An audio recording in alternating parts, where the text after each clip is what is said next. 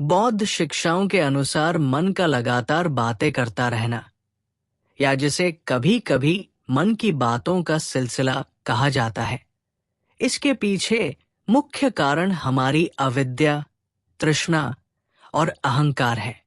बौद्ध दर्शन के अनुसार मन का लगातार बातें करना, सोचते रहना या मन की बकबक एक स्वाभाविक प्रक्रिया है, लेकिन इसका मूल कारण अविद्या, अज्ञान, तृष्णा, लालच, आसक्ति और द्वेष, विरोध, नापसंद है।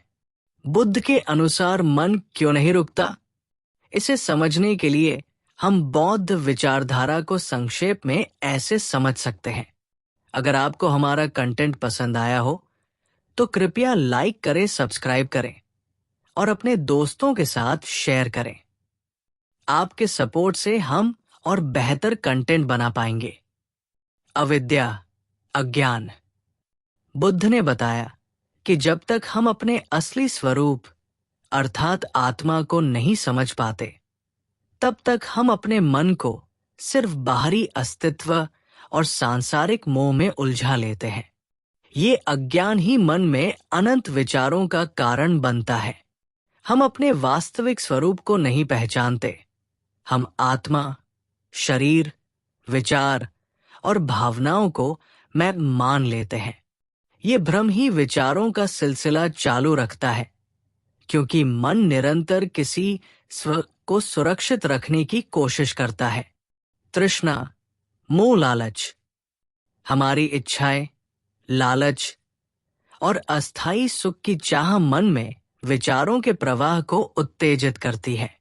जब हम इस तृष्णा में फंस जाते हैं तो मन लगातार सोचता रहता है कि मुझे ये चाहिए, मुझे वो चाहिए, जिससे मन कभी शांत नहीं होता।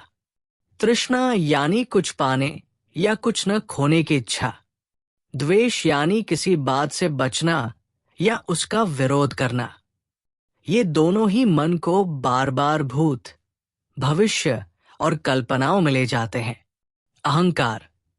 हम स्वयं को अपना सत्य मान लेते हैं, जिससे विचारों का चक्र चलता रहता है। अहंकार हमारे अंदर इस भ्रांति को जन्म देता है कि हमें अपने बारे में हमेशा कुछ सोचते रहना चाहिए, जिससे हम अपने वास्तविक स्वरूप से दूर हो जाते हैं। मन का स्वभाव। मन की प्रकृति ही चंचल होती है। नए नए अनुभव, भावनाएं, यादें और कल्पनाएं लगातार हमारे मन में उभरती रहती है। बिना ध्यान और संयम के ये प्रवाह बिना रुकावट चलता रहता है। पूर्व अनुभव, स्मृतियां, आदतें, संस्कार, ये सब मन में बैठी होती है। जैसे ही कोई बाहरी या भीतरी प्रेरणा आती है, मन प्रतिक्रिया करने लगता है। ध्यान और आत्म साक्षात्कार का अभाव। बौद्ध ध्यान का अभ्यास मन को नियंत्रित करने का एक महत्वपूर्ण साधन है। जब हम नियमित ध्यान नहीं करते तो मन अपने आप में उलझा रहता है, अपनी परेशानियों और इच्छाओं के बीच बहता रहता है। ध्यान की मधुर साधना से हम ये सीख सकते हैं कि विचार आते हैं और जाते हैं, और हमें उन पर बिना लगाव के केवल उन्हें देखना सीखना है। बौद्ध दर्शन कहता है कि सब कुछ क्षणिक है, विचार भी, लेकिन हम विचारों को पकड़ते हैं, उन पर टिके रहते हैं। इससे चित्त और अधिक सक्रिय हो जाता है। बुद्ध कहते हैं कि मन को नियंत्रित करना सरल काम नहीं है। ये एक दिन में संभव नहीं होता, बल्कि निरंतर साधना, ध्यान और आत्मचिंतन से मन के इन सभी मोह, तृष्णाओं और अहंकारों को पहचान कर उनसे मुक्ति प्राप्त की जा सकती है। जब हम अपने मन को संयमित कर लेते हैं, तभी वो शांत हो पाता है और हमें सच्चे ज्ञान का अनुभव होता है। इस प्रकार बौद्ध दृष्टिकोण से मन का लगातार बातें करना हमारी अविद्या और सांसारिक मोह का परिणाम है, जिसे ध्यान और आत्मचिंतन के अभ्यास से नियंत्रित किया जा सकता है।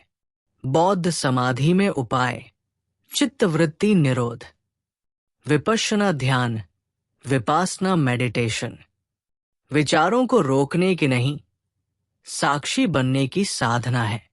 विचार आया, देखा, छोड़ा, बस। आनापान ध्यान, श्वास पर ध्यान केंद्रित करने से मन स्थिर होता है। ये बौद्ध भिक्षुओं की प्रारंभिक साधना होती है। शून्यता का बोध, जब साधक शून्यता का अनुभव करता है तब विचारों की पकड़ ढीली हो जाती है। उसे ज्ञात होता है कि मैं विचार नहीं हूं। तब मन स्वतः शांत हो जाता है।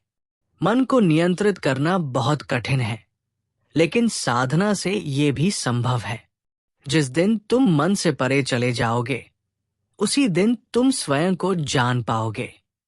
अगर आपको हमारा कंटेंट पसंद आया हो तो कृपया लाइक करें, सब्सक्राइब करें और अपने दोस्तों के साथ शेयर करें। आपके सपोर्ट से हम और बेहतर कंटेंट बना पाएंगे।